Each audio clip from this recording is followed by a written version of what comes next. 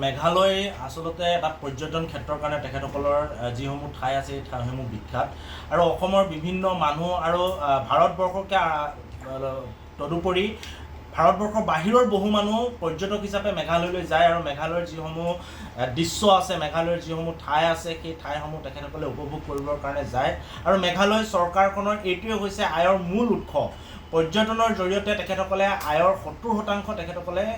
collect কৰি আছে বা আয় সংগ্ৰহ কৰি আছে আৰু বিভিন্ন সময়ত মেঘালয়ৰ এইটো প্ৰথম ঘটনা নহয় ইয়াৰ আগতেও ইয়াতকৈ ডাঙৰ বিক্ষিপ্ত ঘটনা ঘটিছে যে মেঘালয়লৈ যোৱা মেঘালয়ৰ ৰেজিষ্ট্ৰেশ্যন নথকা বা মেঘালয়ৰ পঞ্জীয়নভুক্ত নথকা গাড়ীক তেখেতসকলে মাজে মাজে প্ৰৱেশত বাধা দিয়ে আৰু মেঘালয়ৰ সেই ঠাইসমূহলৈ গ'লে মেঘালয়ৰ ৰেজিষ্ট্ৰেশ্যন থকা বা পঞ্জীভুক্ত গাড়ীসমূহকে লৈ যাব পাৰিব তেনেকুৱা ধৰণৰ অদ্ভুত যুক্তি দি কিছুমান অখ্যাত সংগঠনে বছৰত দুবাৰ তিনিবাৰ বা যেতিয়া তেখেতসকলে এনেকুৱা ধৰণৰ বিক্ষিপ্ত ঘটনা সংঘটিত কৰি আহিছে আৰু এইটো নতুন কথা নহয় মেঘালয় চৰকাৰে তৎপৰতা লৈ বিভিন্ন সংগঠনে তৎপৰতা লৈ ছাত্ৰ সন্থাই আমি মাত মাতো পৰিস্থিতি পুনৰ শান্ত হয় আকৌ এনেকুৱা ধৰণৰ ঘটনা উদ্ভৱ হয় কালি যিটো ঘটনা সংঘটিত হ'ল তাত HYNF নামৰ এটা অখ্যাত সংগঠন পাৰ্বত্য জিলাৰ সংগঠন সেই সংগঠনটোৱে অসমৰ পৰা যোৱা বিশেষকৈ বাণিজ্যিক বাহনসমূহ আৰু লগতে যোৱা কালি যিটো পৰিলক্ষিত হ'ল কিছু অসমৰ ব্যক্তিগত বাহনো তেখেতসকলে তাৰ পৰা উভতাই দিছে আৰু তেখেতসকলৰ মূল দাবী এটাই যে মেঘালয়ৰ পৰ্যটনস্থলী যদি প্ৰৱেশ কৰিবলগীয়া হয় পৰ্যটনস্থলীসমূহ উপভোগ কৰিবলগীয়া হয় তেনেহ'লে মেঘালয়ৰ গাড়ী ল'ব লাগিব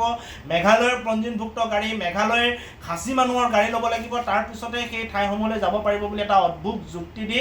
অসমৰ বাণিজ্যিক বাহনসমূহৰ লগতে ব্যক্তিগত বাহনসমূহক তাৰ পৰা উভতাই পঠিওৱা হৈছে আৰু বহু মানুহে আগতীয়াকৈ ধন টকা পইচা দি মেঘালয়ত ফুৰিবলৈ যাবৰ কাৰণে যিহেতু গৰমৰ বন্ধ চলি আছে বিভিন্ন স্কুল বিদ্যালয় মহাবিদ্যালয়সমূহ বন্ধ হৈ আছে অভিভাৱকসকলে সন্তানক লৈ পৰিয়ালবিলাক মেঘালয়ত ফুৰিবৰ কাৰণে তেখেতসকলে বহুদিনীয়া এটা পৰিকল্পনা কৰি থৈছিল আৰু কালি যিটো ঘটনা সংঘটিত হ'ল আচলতে যথেষ্ট মানুহে হাৰাশাস্তিৰ সন্মুখীন হৈছে আৰু কালি শ্বহীদ ন্যাস ভৱনত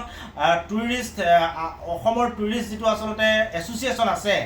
টুৰিষ্ট এছ'চিয়েশ্যন অফ আছাম তেখেতসকলে এই বিষয়টোক লৈ উদ্বিগ্ন হৈ আছে কাৰণ তেখেতসকলৰ যিটো ব্যৱসায় এই গোটেই ব্যৱসায়টো আটাইতকৈ বেছি যদি যায় মেঘালয়লৈ তেখেতসকলৰ গাড়ীসমূহ যায় মেঘালয় পৰ্যটনস্থলী হিচাপে যিহেতু বিখ্যাত গতিকে তালৈ গাড়ীসমূহ নিয়ে আৰু তেখেতসকলে এটা আয়ৰ উৎস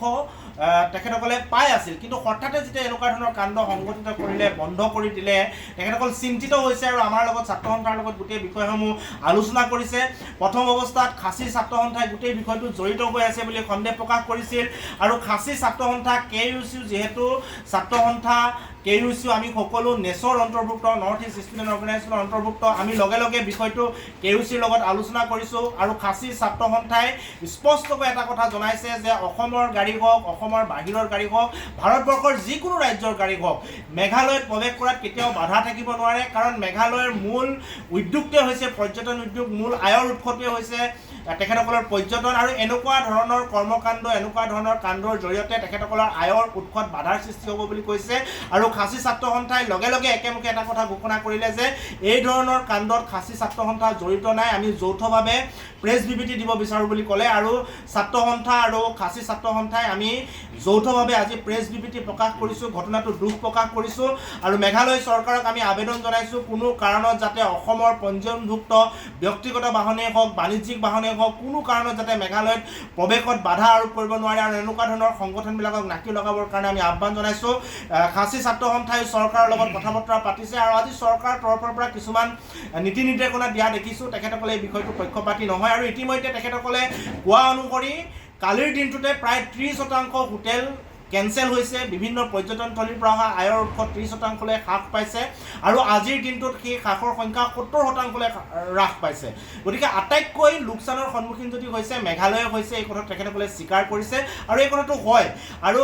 বিষয়টো এতিয়াও যিহেতু খাম কটা নাই গতিকে আমি আহ্বান জনাইছোঁ যে মেঘালয়লৈ যিসকলে এই মুহূৰ্তত যাত্ৰা কৰিবলৈ ভাবি আছে পৰিকল্পনা কৰি আছে সেইসকলে কিছু সাৱধানতাৰ অৱলম্বন কৰা উচিত কাৰণ তাত প্ৰৱেশ কৰিবলৈ এতিয়াও দিয়া হোৱা নাই পৰিস্থিতি এতিয়াও